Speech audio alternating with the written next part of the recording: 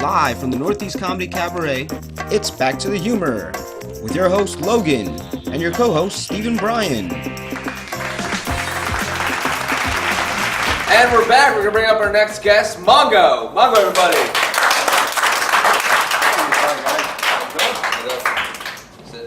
Yes. Mongo, speak.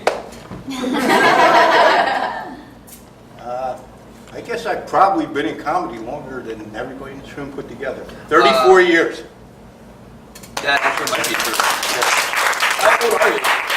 56. That's okay. Good. My first gig at 22, I was an MC in a strip club, and that was tough because if I told more than 2 jokes, they'd be like, "Get this asshole off there! We want to see tits!" You know. I see you're wearing the stripper T-shirt right now. I actually married a stripper because I figured it was cheaper to marry her than to keep going to the club.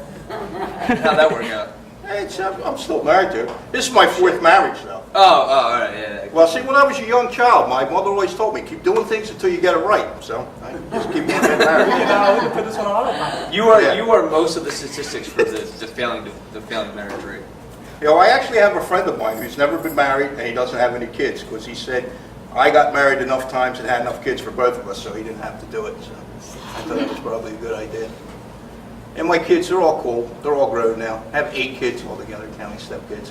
Wow. I stopped having them once I figured out what was causing them, though. What was that? Darkness. Yeah. It always happened when it was dark. Ever since I left the lights on, I haven't had any more kids. Oh, you meant like, no.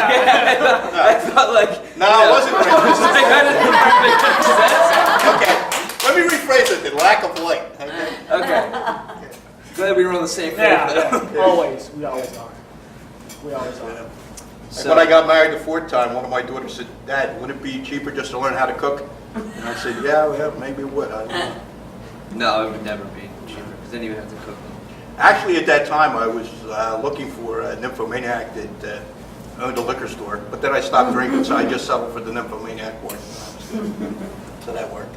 Well, I think you married every man's dream for the most part. Well, sometimes you got to watch it. Well, wait, it depends on how long you've been married. 11 years. So, how old was she when you got married? Let me see. Well, she's 16 years younger than me, so I got to do the math here. She was like 29. Nah, she was, yeah. All right, that's not too bad then. All right. That's good, I guess. So now you're married to a 40-year-old stripper.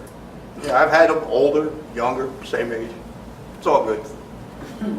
My attitude. Tell me more about these women. Okay, my attitude towards marriage is like to cars. Every once in a while, you got to trade them in and get a new one, with different features. Doesn't that defeat the purpose of getting married, though? Yeah. No, not really. Completely. Come on, really. What lasts forever these days? Nothing is forever these days. They don't even put people in jail forever anymore. Yeah, they do. They still do. Well, that. some of my relatives, but Yeah. Yeah, it's definitely a thing. I mean, I live over in New Jersey where they don't even have the death penalty anymore. I could go home and kill 19 people, and all they would do is put me in jail.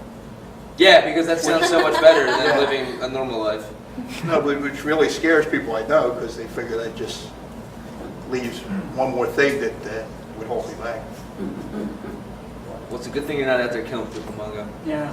No, I used to do that. That's Well, another. stages. That's another funny story. Well, what was the first? Tell us about the first time you killed somebody. How about the first funny story? Besides my jokes, no, I spent 2 years as a mercenary down in Central America. That's pretty cool. Tell me more about that. That is so cool. Well, I thought it was cool at the time, but they brainwash you. Like, you're going to go down there and save the world from communism. And what I realized after a while is I was saving the world from people that were just tired of getting screwed over by rich American corporations and wanted to have freedom in their country. Yeah, that's how the world works. Yeah. And then, I thought about that. I thought, man, didn't we do that a long time ago? We kicked a bunch of guys out in red coats because we want to have our own country. So I said, maybe I'm fighting the wrong people here. So I didn't want to go back to doing that. Plus, the bad thing about that is you become like a professional killer. You know how you guys could step on a cockroach and it doesn't bother you? Well, after you fight like that for a while, you can kill people like that. It doesn't bother you. Can you go home after the interview because you're just starting to scare me? Yeah. I'm just kidding. Mongo, thanks for coming out. You've been a great. Thank you. Mongo, everybody.